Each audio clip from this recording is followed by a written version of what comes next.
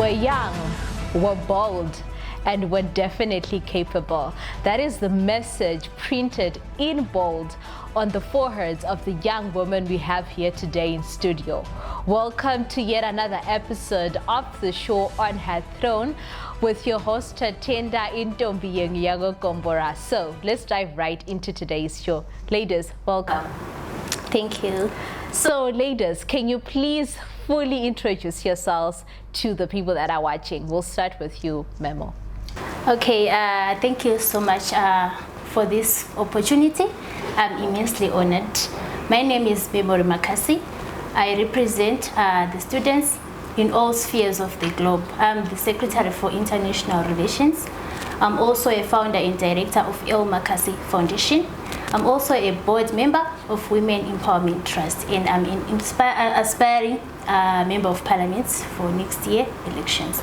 Oh, nice. That's a big resume right there. So, Falon, can you please also go ahead and introduce yourself? Thank you, Tatenda. I answer to the name Falon Dunga. I'm also from the student movement. I'm also the founding member of Project VOTE263. It's a youth organization that was formed in the around 2020. So yeah, we focus more on issues of elections, youth participation in the elections. Yeah, I might also be aspiring member of parliament. Okay, I like that one. I like it very much. So as you can already see for yourself, today in studio we've got young women here. And today's episode is just focused on the lives, the experiences lived and otherwise of young women in politics. So both of your journeys began in student activism, but I'm very sure that they expounded and went on to different avenues. So maybe Fallon, I'd like to start with you. Talk to us about the moment you first said, I want to be in student activism. What was going through your mind at that time? Okay, it was around 2019 when I enrolled at Lupani State University. So there were two student movements. There was Zikosu, there was Zinasu. So the SRC back then, the president was from main campus. We have two campuses in Blawayo. There's the Blawayo campus, there's the Lupani, like the main campus one in Lupani. So the president was from main campus. So at Package here in Blawayo, we have no president. So we faced a lot of challenges. For example, we had no Wi-Fi. There was only one toilet which was working. So the current leadership that was there, it was not working. So I said, no, I think I should actually try and do something. So it was like a personal decision that I decided to join Zinasu. So I was seeing these guys each and every day. They were passing through, they were recruiting. They do recruitment, especially when the early days when you start, when the schools open, they do recruitments. So I was seeing them each and every day. I'm like, so there's Zinasu. So from the guys from Zinasu, like they are kind of interesting. You see how they express their issues, you know. So I just said, no, I should join these guys and try to make a difference here at Lupani State University. So that's how I started I joined the student movement.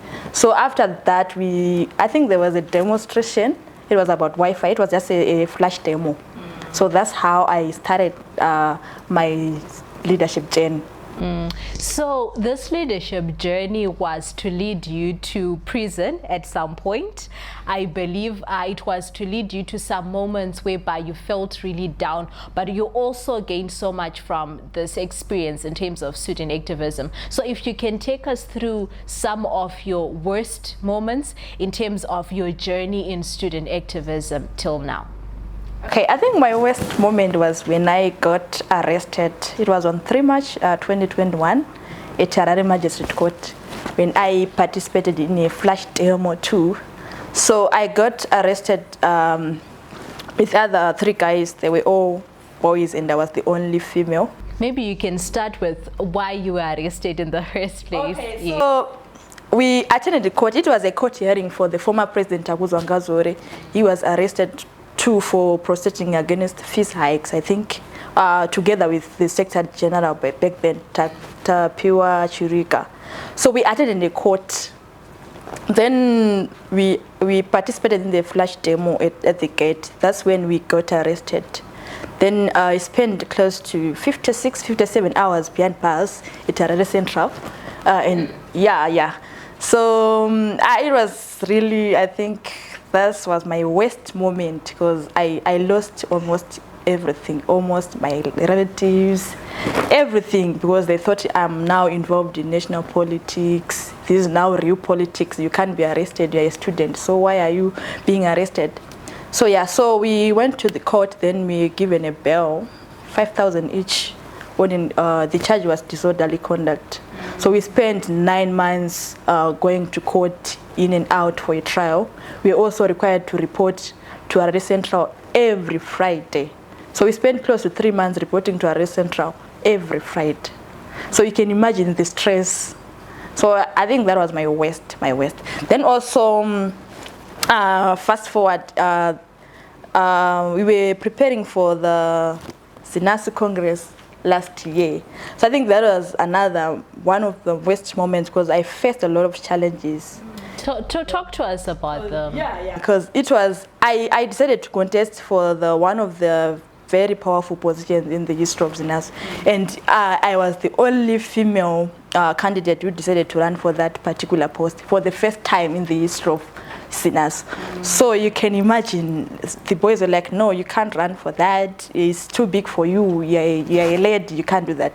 So these were internal fights, the mudslinging, name calling, I cannot say the names, but you can, those H words, you're sleeping with you to get power. So when you're a female, people, they don't look at your capacity, what you can do, but they feel like there's someone behind who's sponsoring you. You cannot do that on your own.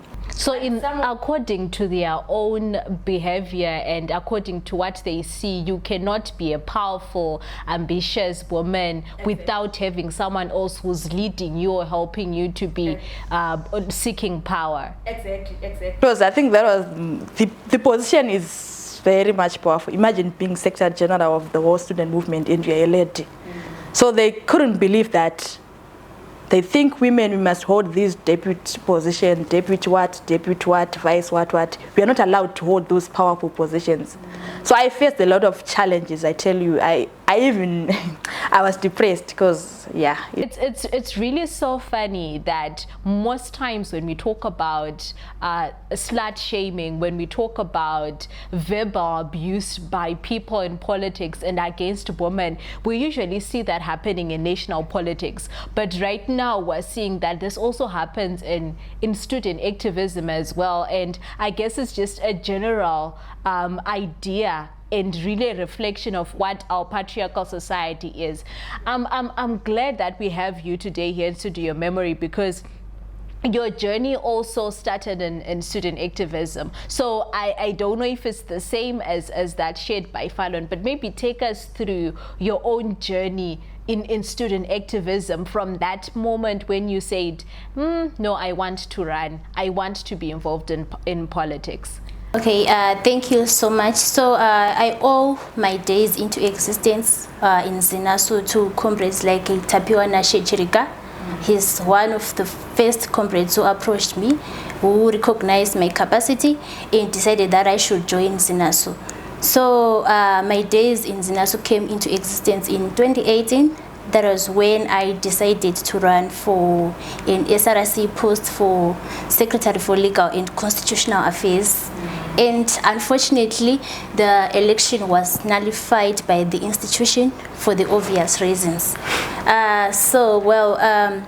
Unlike other comrades from the period 2018 to 2021, I never held any post, be it SRC, chapter, provincial, or anything. So I only came to be appointed the National Secretary for International Relations in 2021, which was the most difficult phase in my life. I was caught in between fighting male counterparts whose ideas are deeply patriarchal, and also other female comrades who have the pull it down mentality, I had people saying I don't have a seasoned record of leadership. But then it taught me a lot. It taught me that leadership is not about a fixed record of emplacement. It's about capacity. It's about whether you are competent or not. Are you able to deliver, to have the students at heart? So by then, I would abscond lectures only to attend those demos, although I was not actively involved. You know, I was like inspired. Well, these young people, they are fighting for academic freedom. So it motivated me to join ZINASU. So, well, also the societal mental slavery, I've heard people calling me, well, I would like to state it clearly. I've heard people calling me Hure, Haroreki. She is a feminist. She is too ambitious. She is uncontrollable. So it was the most difficult phase of my life. But then, fortunately and unfortunately, it taught me to stand firm, to withstand everything, to stand my ground, to pursue my dreams and ideas. So it kept me going and moving. And I had, you know, role models, people like Joanna Mamombe, reading their history in ZINASU. I was like, wow, these women were brave. And one day I'm going to create a brand, Memory Makasi, where people would be motivated despite all the name callings. So apparently, well, I was also afraid of getting arrested. Yes, I had ideas, I had principles, I had what I believed in. But then I was always afraid of getting arrested. Why? Because at law school, you risk not getting a practicing certificate if you have a history of being convicted or for something. So I also didn't want to disappoint my parents. So I would try by all means. I would participate, but I would try by all means not to get arrested. Not saying that those who got arrested wanted to, but I would probably, you know, enforce ideas, be there behind the scenes person, yes. But then making sure that ideas were being implemented. So that's basically the short history of my student activism day. Okay, so you guys have already talked about the discrimination and the verbal abuse. There was a lot of slut shaming, name calling. There was also a lot of mudslinging. But I've often seen that, especially now in the 21st century, in the technological era that we are in, now a lot of this abuse also happens online. So maybe if you can take us through some of the cyberbullying moments, of verbal attacks or technological campaigns that have been done against you, Memory. Well, for me it was really a rough patch. It was couched with depressing moments. You know, at one point I had suicide ideations, but well, I had people who helped me, people like Maikore, the vice president. She was the first person to call me when I was in Cape Town, saying, my daughter, I know there's something going on, but stand firm. So I was like, what's going on? Because she didn't tell me what was going on, and I didn't have a phone. She used a colleague's phone to communicate to me. So, well, I made sure that I went online that day, and there was a picture of me circulating around, it was trending actually, on social media handles, on Facebook, on Twitter, on Instagram, and it was, people were saying that this lady attended a rally and she held the president, President Nelson Chamisa's spectrum, like the private party. And the truth to the matter was, I was greeting the president. after making a speech at Masvingo rally in Sakuva. So, well, to my surprise, people were already using that to push an agenda, to push a narrative, to create, to defame probably me or the president. So it was very difficult, and I've realized that social media is a very strong tool of distraction. It can be used to demotivate young people who want to participate in politics. So it didn't sit well with me, my close friends, my relatives, my family, my colleagues, because the video, after the pics were circulated, the video was later produced to justify the fact that I was genuinely and innocently greeting the president and all other national executive members. So people understood that, although maybe some people never took time to see the video, but well, it was very depressing. I can just imagine, like, I'm your mother, and then I'm receiving a picture of that sort. And I remember also following you talking about the fact that when you got arrested, people at home were saying you went to school to study. Now what is this? What is happening? So maybe, ladies, if we can talk about how much challenges, what kind of challenges that you faced in terms of even your family sometimes having to distance themselves away from you, or in terms of lacking that family support in the journey of politics that you decided to take on at a very young age. Fallon. Okay, so I would say in Shona unenge wawa maybe Mumbai Namfus. Like, you now have to look maybe to take care of yourself in terms of paying your school fees, in terms of paying your rents, you understand? So of course by the time I was arrested, like, I was looking for attachment, so I had to do all those by myself. And I said, no connection, no what. I had to do it by myself, because they were like, no, this is now dangerous. You know the political, the political environment in Zimbabwe is not that conducive. And with the experience back then, 2008 experience, they would want to see maybe to be associated with someone who's into politics, but they didn't understand with this now. It's just student politics, it's not national politics. But according to them, yeah, a political figure. As long as you get arrested, you're a political figure. So they try to say, no, you have to change your surname, because this is not us, we don't really believe in politics. So it's either you change your surname or you move away. So I had to travel to Kariba for about 2 weeks and stay there, maybe on your own. Exactly, because my aunt stays in Kariba, but I also stayed there for about 6 years. So I had to go there, then I had to come back because I had trials that I had to attend. So it's a challenge, because at some point I had to maybe pay for my own rents, pay for my own school fees, which is bad with the economy in Zimbabwe. And one, you don't have a job, and you have to pay your fees, you have to finish your studies. You understand? So it's really difficult. It's not an easy journey to be in student movement in Zimbabwe.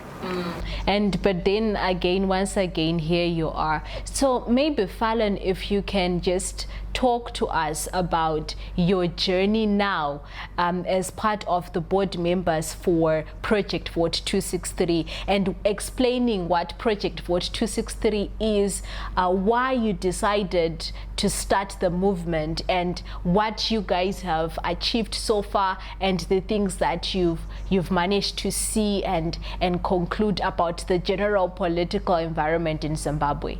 Okay, thank you. So after noticing that there is also life after student activism, like you cannot stay in student activism for more than 5 years, you understand? So that's when we decided to form a movement called Project VOTE263. I'm currently the Secretary General. I'm also a founding member. So we identified a gap in Zimbabwe where we said, no, the youth in Zimbabwe, they constitute the majority, but they don't participate in electoral processes, meaning they don't vote, they don't also participate in those leadership positions. So that's why we decided, no, we need to make a difference. We started to do door-to-door campaigns. Like, it was like an informal thing, not really formal back then, because we didn't have enough resources. So we could go in St. Mary's and Chungwiza, we do door-to-door. Guys, have you registered to vote? Go to this, and register to vote. So you were doing voter education or awareness? Yeah. So, but then we are facing challenges because it was just a movement. So now people were aligning us with political party, with CCC, because these guys, they are being sent by CCC. They are doing job on behalf of CCC. But as Project VOTE263, we are non-partisan. Non-political. Exactly. It's an NGO. We do our work as citizens of Zimbabwe, not really which we are aligned to a certain political party, no. So that's why it said, no, guys, we need to formalize this thing because we are now facing a lot of challenges. We go from Ntare, we got arrested. Some of my members, they got arrested in Ntare because they said, no, you don't have a formal letter. Are you being sent by ZEC or not?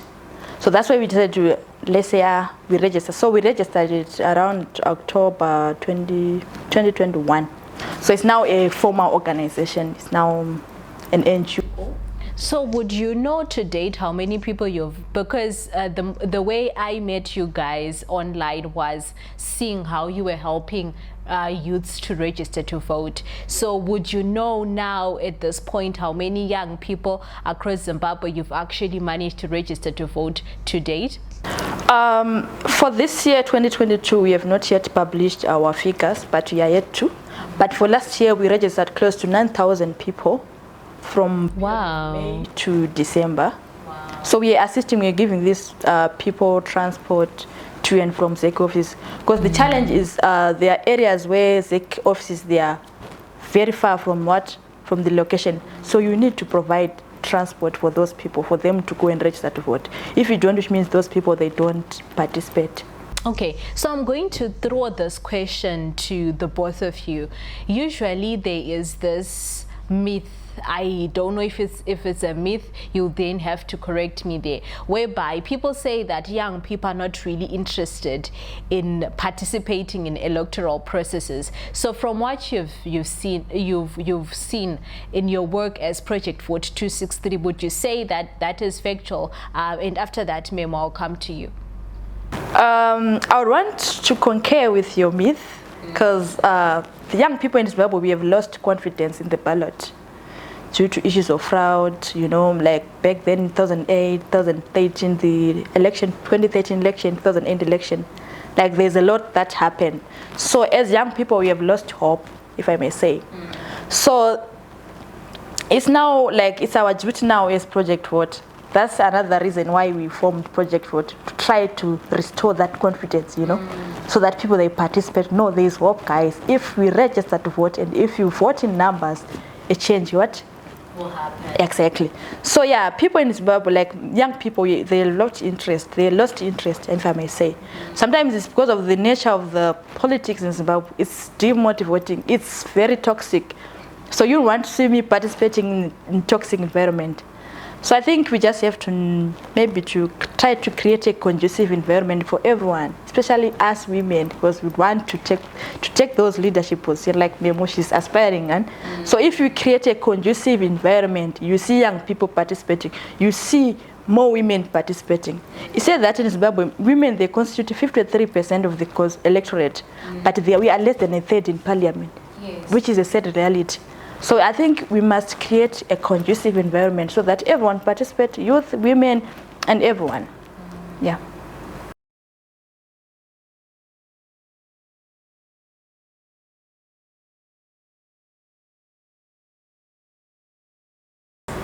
Well, I would like to agree and to disagree at the same time. Yes, despite the fact that young people, they constitute a sphere demographic figure of the populace in Zimbabwe, young people are having ideas being cascaded down to them in an imposing manner or in a silver platter. So that is very demotivating and demoralizing because we want to sit at tables where ideas are being made. But then the fact that we have gatekeepers, we have people who feel that they're entitled to those positions. You know, it takes someone who is really into politics, or someone who is really hopeful for them, yes, who want to see change, for them to feel like, no, I want to participate, I want to register to vote, I want to vote, I want to guard jealously my vote, I want to run for that political post, I want to run for a public post. So as young people, the ball is on our court. It's our duty to educate, just like how Falcon and Project VOTE263 colleagues are doing. It's our duty to educate young people that, no, you guys, this is our future. This is us. You know, we don't have to have a potty-bellied someone who is white-headed, a man who is going to sleep in parliament, someone, you know, bills are being passed, but we have old madalas sleeping at parliament, someone who can't even know what this bill stands for. So we need the future, we need young people. So lest we run for those posts, we will have that problem being kicked down the road, and we won't have anyone to bail us out. So it's very hurting, it's very painful that I've just graduated, you know, but right now I don't know where I'm going to work. I don't even know what's going to happen tomorrow or the next coming 5 years. Right now we are complaining, yes, we are tweeting, we don't have electricity for more than 48 hours, you know. So our rights are being violated. We have people who are very, you know, very stingy. So it is our duty as young people. After all, you know, they are the same people who managed to take power from the white regime. So why can't we do the same? I feel that as young people, we are, you know, we are consensual. We are a collective group which is uniform. We have alike ideas. So if we can influence each other that, no guys, it's time to run, it's time to change. So I don't want to sound political, but and the issue is not all about registering to vote. It does not end there. You have to register to vote, you have to vote, you have to guard your vote to make sure that your idea, your right is implemented and executed. So we have to encourage young people to run for office. That's why I decided, no, I don't want to have my dad. My dad is old. He's a pensioner. He can't be sitting there and deciding what I want. So taking into consideration the current economic slump, I feel that young people are really tired. It's not like they don't want to participate, but there are hindrances, there are political challenges.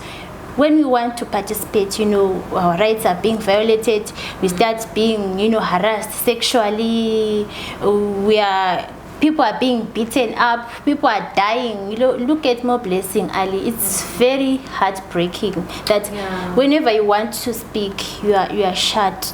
So I feel it's a mantra, it's a lie actually. So I love how, you know, we took the conversation to young people running, because I've often seen that in most of the conversations that we have when we're talking about elections and young people and young women in particular, we're always just saying young women and young people should go out there and register to vote, and they should go out there and vote. But we never really seem to be encouraging young women and young men to run for these political offices, which I believe is very important for, I think, the reasons that both of you have actually expounded on greatly. So, Memory, you want to run in the year 2023 as the Member of Parliament for Mgetamganinu constituency, am I right? Yes. So take us through why you made the decision to say, I want to run right now, and please also mention the community developmental projects that you've been doing so far. Okay, well, it's a wrap, just like a chicken wrap. It has onions, tomatoes, and everything inside. Despite that, it has been always my long ambition to participate in those decision-making boards. I've heard certain member of parliaments in my constituency where I grew up, where I went for school. I've never had any feedback meeting that this is what transpired, what do you want to be implemented. So as someone who later on studied law, I was later enlightened on how those processes work, like how laws are implemented, like how member of parliaments actually have the duty to go as our Bluetooths, as our pipe streams, to go and speak for us. So I've became enlightened and I decided, no, I can do this because I have the people at heart. That's why I always have projects. Recently is Memory Makasi Foundation, which is also a non-profit Zimbabwean-based organization here, which seeks to educate, to transform lives through giving out the less privileged, the ones who cannot afford to cater for themselves. So I don't know, I can't say it's a calling, you know. It's a hybrid of wanting to be there on decision-making platforms, and a hybrid of having the people at heart, and a hybrid of knowing how all those operate. So I took that as my duty, and I fully pledged that I'm going to implement all those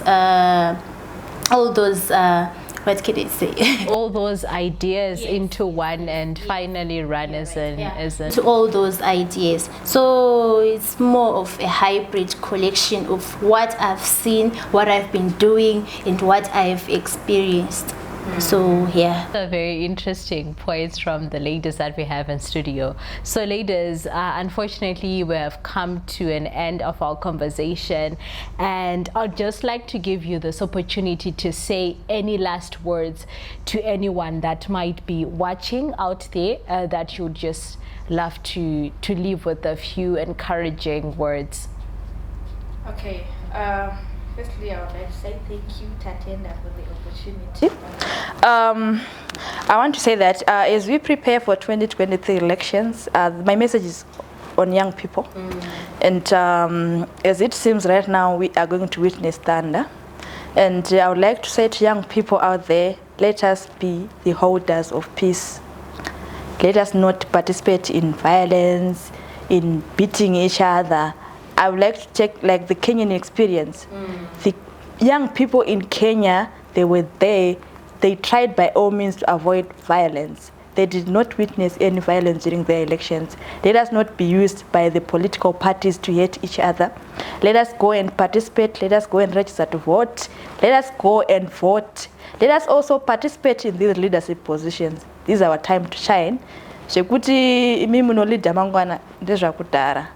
Our future is now. We are the future, and we start to lead from now. I like that. And Memory?